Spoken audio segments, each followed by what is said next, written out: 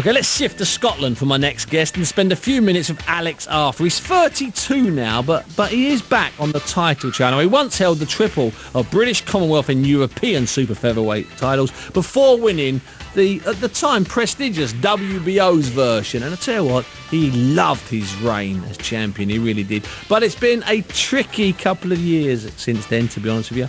And when I grabbed hold of him, I asked him about his losses, his state of mind and his charm, because there's lots of it, away from the ring.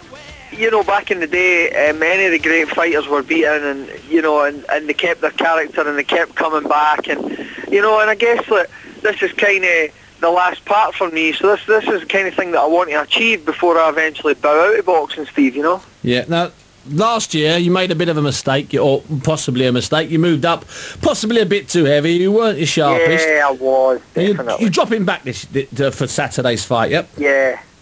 Dropping back to lightweight. Yeah, that's right, Steve. Yeah. And far more comfortable there.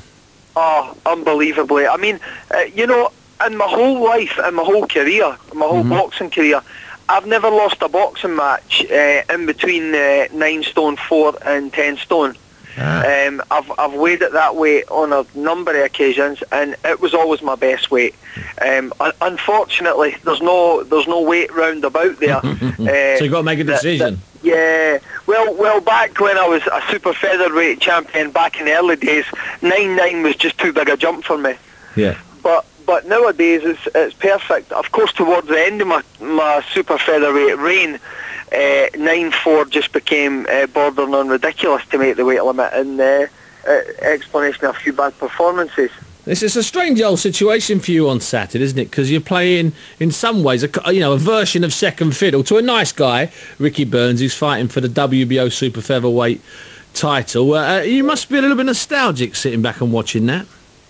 Well, in a way I am, but in a way, being like the patriot I am, I'm obviously very happy for Ricky as well. Of course, he's a nice kid. Ricky experienced a torrid 12 rounds with me, and I think that brought him up for his future in boxing. That made him the fighter he is. I think so, Steve. You know, there was a lot on the line that night, a big Scottish clash. You know, there was it was a 12-round fight for British, Commonwealth and European titles. Sure. You know, and I was taking on an unbeaten fighter and a very confident young guy, and I believe that confidence has grown even more because of the fact that he's been the distance from me, and he's had some good fights since. And he's got a good shot, a good chance. Sorry, a good fight. He's up against it, but he knows that. Let's have a look at this lightweight division in Britain, Alex. It is good, isn't it?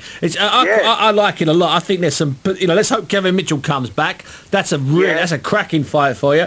The elusive John Murray. No one really knows what he's doing. But up there you got McAllister floating around. He's a good talker from Aberdeen. Yeah, oh no, definitely. I mean, the lightweight division in Britain is really exciting. There's no doubt about that. You know, I know that some fights can be difficult to make, Steve. I'm perfectly aware of that. You know, of course. But I'm just looking forward to getting back into contention. You know, and I'm really excited again. I'm enjoying my boxing again. I fell out of love with the sport a little bit, and you know, I had a few health problems that were bordering on quite scary, but they've all been cleared now, and I'm fresh and ready to go. I'm very, very lean again, which is the way I prefer to be. You know, not that fleshy little monster that was in there last time. Yeah, it's too much haggis and things like that. But I'm in great shape again, Stephen. I'm really excited about fighting. Of course, there's that, and you're a clever man, Alex. There's that slim line between sort of feeling rejuvenated after a bit of a break and finding a weight you're comfortable at, and that degree of delusion that you can still do so. Are you confident that you're in the former camp and not in the latter camp? You're confident that you're not just feeling good, that you are in decent shape? Well, I've been sparring with Paul Appleby and Wally Lamond, and you know, I've been doing things that I wasn't doing before. I hired a track coach. I've been doing 200 metres at the tracks, breaking times. In fact, I done 10 in under 30 seconds on one night. I'm in the best shape I've been in since probably since I won the title for Gogaladze. And your head's in the right place as well. And that is, I know with you that means a lot. If you're there, your head's there. Most definitely. I'm in a really good place just now. I feel like God's really blessed me, and I'm feeling great. Alex, listen, it's always a pleasure to talk to you. Good luck on Saturday, and we'll Thanks, speak to you my man. very soon. Ta-ta, mate. Bye.